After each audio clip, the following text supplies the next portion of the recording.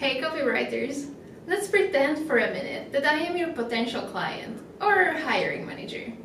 If I ask you to sweep me off my feet with your best work in under 10 minutes, would you be able to do that? If your answer is no, either because your copywriting portfolio is not outstanding or worse, you don't even have one, then you need to do something about it ASAP. Don't worry though, this is exactly what we're going to help you with in today's video.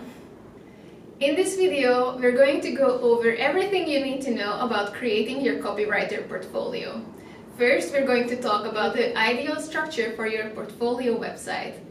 Then we're going to discuss something a lot of copywriters struggle with, which is presenting copywriting material visually.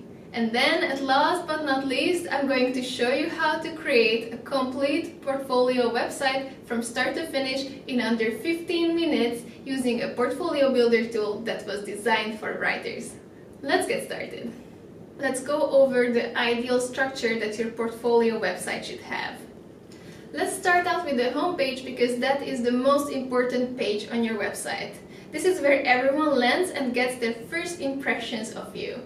There are a few elements that you must have on your homepage if you want to guarantee a good conversion rate. You should start with a short bio. Don't think about too much, just a sentence or two will do. When someone arrives to your page, they should be able to immediately tell who you are and what you do. Are you a freelance copywriter, working for an agency? Are you specialized in email marketing or writing while converting landing pages? That's exactly what your short bio should tell them. If possible, you should also include a photo of yourself. We are wired to be drawn to human faces, and if you add a picture of yourself, then that can help you build rapport and a more personal connection with the viewer of your site. Okay, this person landed on your website and found out who you are and what you do, and now they want to learn more. How do they do that? You need to make it as easy as possible for them to find what they are looking for. So add a navigation bar to the top or the side of your website. As visitors should be able to find what they're looking for, it should be just as clear for them what you want them to do next. And this is what a call to action or CTA is for. Asking visitors to do multiple things on the same page can only distract them. So as a best practice, only include one call to action per page, but make sure you do display that. A call to action could be asking them to go check out your portfolio, to get in touch with you, to learn more on your about page, or to get a personalized offer from you. And that's all for the home page. Now let's go on with the about page. We always say that you should think about your about page as a combination of an extension of your short bio and a sales page. Whoever clicked on your about page wants to know more about you, so feel free to write a little bit more about yourself, your personal history, and all that led you to where you are today. But at the same time, keep in mind what the overall purpose of your portfolio website is. It is nothing else than converting the visitor to either hire you for a freelance job or to hire you as their next employee. So when you're writing your about page, you should write and think like a copywriter and make a page that converts. On our blog, we actually have a whole article dedicated to About Me pages with some examples for you to get some inspiration from, so I will leave a link to that down in the description box below. So if you want to read more up on that, then go check it out. Next, we're going to talk about your contact page, which gives people a way to get in touch with you. When people visit your website and they like what they see, then they will want to get in touch with you. Featuring your social media links is recommended, but definitely not enough. And nowadays, almost all websites have a dedicated contact page, so we are conditioned to look for one. Apart from listing your phone number and email address, there are a few things that you can do to make your contact page a little more engaging. One of them is to feature FAQs. If there are typical questions you tend to get over and over again, then it would be a good idea to feature some frequently asked questions right on your contact page. That will save your visitors time with trying to figure out the answer and having to contact you to find out how to do something, and it will also save you the frustration of having to answer the same question over and over again. Next, we're going to talk about the actual portfolio part of your website. It goes without saying, but after your homepage, the most important part of your writer website is your copywriting portfolio, because it is the one that shows people how great of a copywriter you are and one that's going to convince them to hire you. Now, there are a few things you should know when it comes to your portfolio. And the first thing is that you should only include your best work or quality over quantity. It might be tempting to include every project you have ever done, but you definitely shouldn't do that. People looking at your portfolio won't have all the time to go through dozens of projects. So only include your best work to make sure whichever they click on will be one that you are truly proud of. We recommend adding about 4 to 6 projects or a maximum number of 8 to your portfolio. Our second tip is to use visually appealing thumbnails and images. The most common method for displaying projects on a portfolio is by using thumbnail images that lead to separate case study pages for each. This way, the portfolio is still easy to overview and not cluttered up with details of each project. There are different approaches for thumbnails where you can use thematical images, screenshots, or mockups, but just make sure you choose one direction and stick to it so that the portfolio overall will look cohesive. Our third tip for your portfolio is writing about your projects as brief case studies. Don't just settle down for adding in a picture or an extract of the copy that you wrote when you can make a much bigger impact than that. You should think about it as writing a case study and giving the reader insights to how the copy itself was created. Even if the person doesn't have time to read your finished copy, if you talk about all that, then they will still see the way you think and the skills that you have. You still need to keep it brief though. So these are the basics of the ideal structure for your copywriting portfolio. If you still have any questions that we didn't touch on or didn't go enough detail about, then feel free to leave them down in the comments below.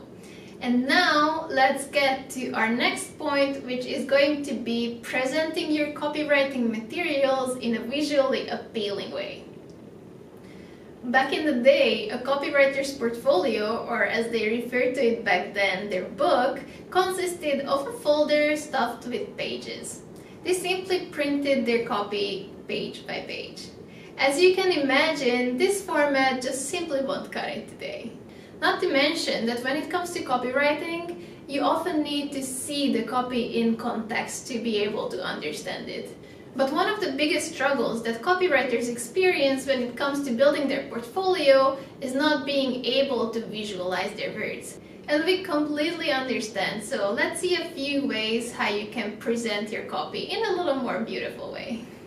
One of the easiest ways to show your copy in a visual way is to simply take a screenshot of your finished and published work. Whether it's an email, landing page, or Facebook ad copy, it will probably look better in context than just the text alone, right? And anyways, another reason to always take a screenshot of your finished published work is because it might not be accessible online for the years to come, or accessible for everyone. It makes more sense when it comes to emails or hidden landing pages, but what about articles and main website copy? It happens sometimes that the client or company decides to either edit something that you wrote or take it down from their website, or they might even go completely out of business and delete their entire website. So if you were planning on simply linking out to the content that you wrote and this happens, then you will have problems. Another great way to present your copy visually is by using mockups. Mockups are images of computers, tablets, phones, or even magazines or billboards where you can add your image or copy so that it looks like it was displayed there originally. It helps with imagining how it would look in context, especially if it's a project that you made up or a spec ad that you made that was never published. And the third way for visualizing your copy is by collaborating with a designer. Now, if you're a copywriter, there's a good chance that you have already worked with art directors or graphic designers before. So, if you're building out your portfolio, you can just ask one of them to help you out. It's good because you can be pretty sure that it's going to look good, but you need to keep in mind that you're going to depend on that person. So depending on your relationship, they might charge you, or you might have to wait for them to finish. And also, they might not be available for you all the time, so if you want to add something to your portfolio or change something, it can cost you either money or time. And now let's go on to the next and last part of this video, which is going to be creating a whole copywriting portfolio website from the ground up in about 15 minutes using Copyfolio, which is a website and portfolio builder that was designed for writers. Let's start out with creating your Copyfolio account. For this, you will need your first name, last name, and your job title, which will become the title of your actual page. After that, you can choose your template. We have 3 starter templates for you to choose from, and for this tutorial, we will go with Billboard. As you click on it, you will see that your site loads with some pre-filled content. This is how the editor looks, and this is how your live site will look as well. So let's start out with adding our own tagline to the home page.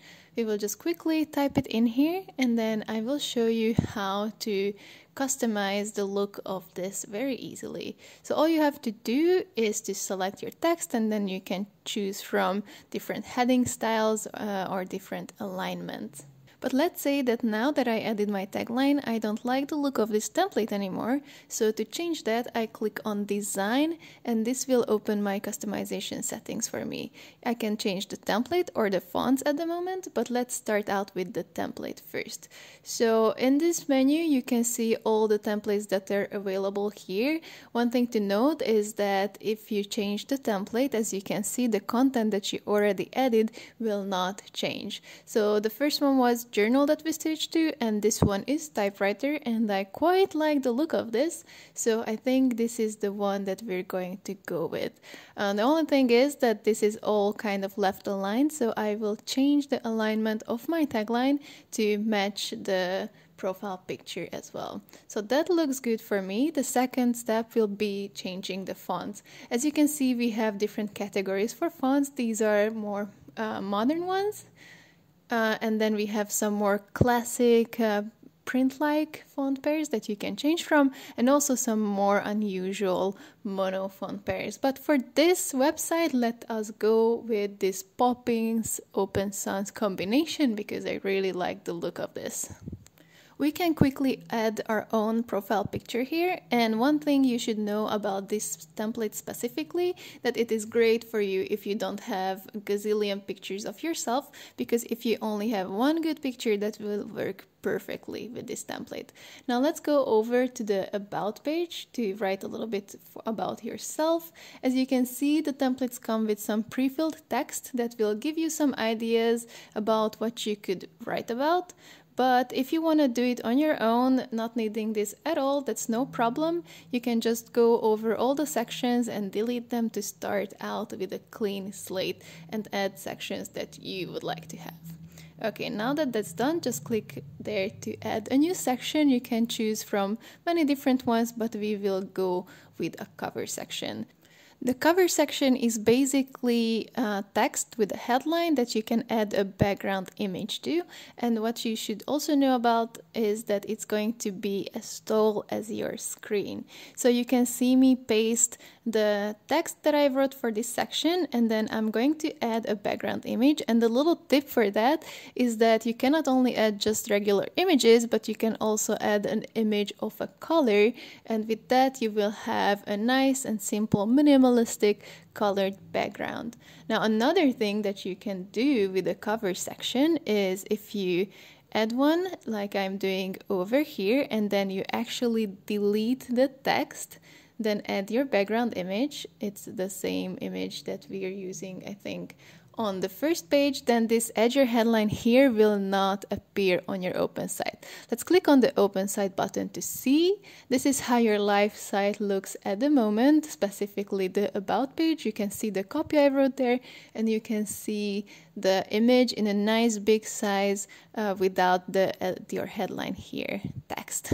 Okay, back to the editor. Let's go over to the contact page. I just deleted all the sections here as well because I want to start from scratch, similarly to the about page with a cover section. So to keep this minimalistic, to match the theme, I added just a tagline and an email address, and it would be nice to make this email address clickable, and it's possible. So to do that, just highlight it and then click on that icon, and it gives you an example.com URL there, but you can actually just add your own email address and it will automatically add a clickable mail to link to it on your open live site. I am going to add the same gray background here as well so that all of my different pages match and look cohesive, and then go back to the home page to start adding my projects.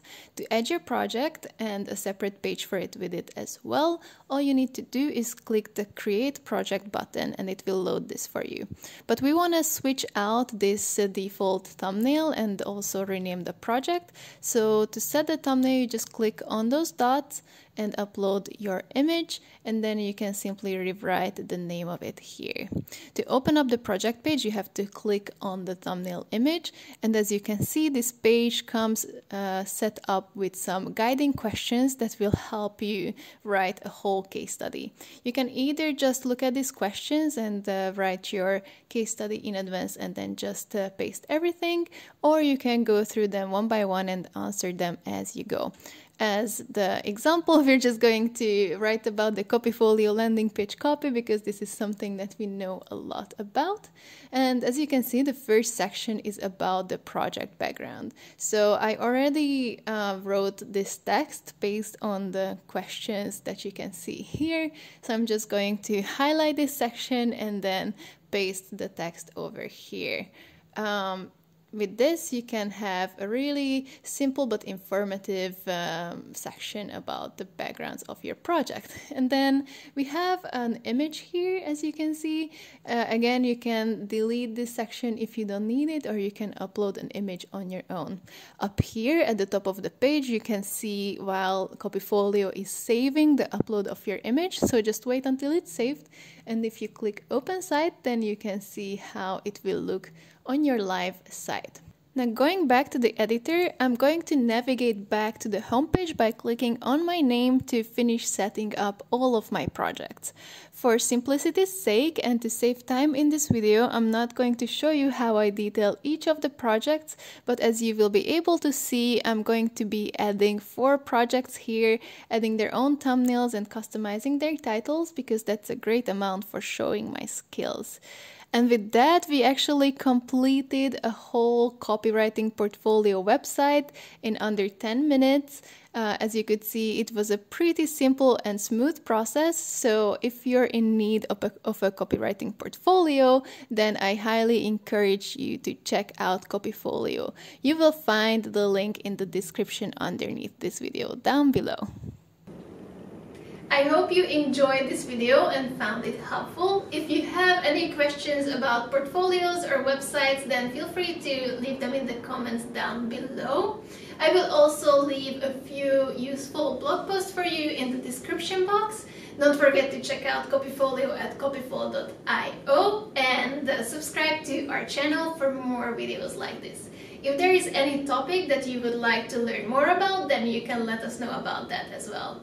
Other than that, we will see you in our next video.